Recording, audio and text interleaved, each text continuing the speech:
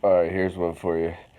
Um, I used to go record music down at the Grooveyard in Upper Darby at Bobby Eli's spot, and Bobby's a legend. Like Bobby played on all that Sigma stuff on guitar, and before that was in doo-wop groups and soul groups and stuff. And Bobby Eli's the man. So I'm down at his studio one day, and I bring down these guys from North Philly. A couple of the guys from the Roots Crew, a couple of the guys from Brass Heaven, whatever. So we're down there, and Bobby Eli is married to a black woman named Vonnie. So I'm bringing that up because Bobby's whatever complexion he is, and then these guys are in there, and Bobby makes some horrible joke, man, and he's just like he gets on the intercom and he goes, "Oh man, we gotta get you guys some hoes."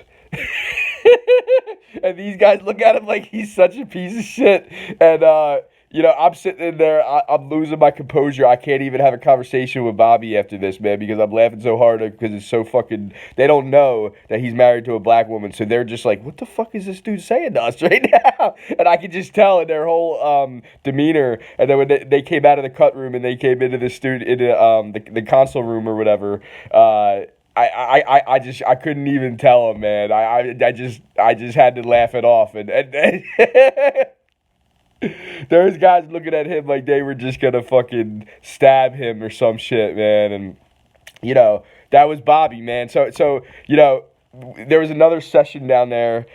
We did this song called "We Killed a Hate with the Love." It was a reggae song or whatever, and I remember I was saying some really, really controversial lines in it. Like I was saying shit like "Burn Obama, burn," and this was during his presidency. You know what I mean? But I could tell that there was something up with Obama around then, and I didn't know what it was. I found out recently with all the stuff with that came out about Gaddafi and everything.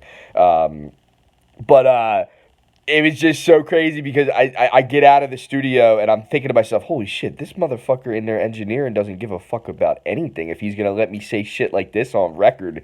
And he comes out and I start losing my composure again, man, where I can't stop laughing because I'm looking at Bobby and I'm like, this motherfucker doesn't give a fuck about nothing. And it's just like, that's coming from me. Like, I'm somebody, I'll say anything, I'll do anything if I feel like I'm being called to do so. I don't hold back.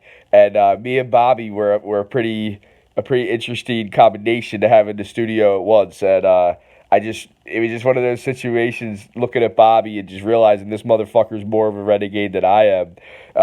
You could only, you know, you could only dream to be in that kind of situation as an artist, being able to say whatever the fuck you want, and having a guy that's good like that musically to back you. You know what I mean?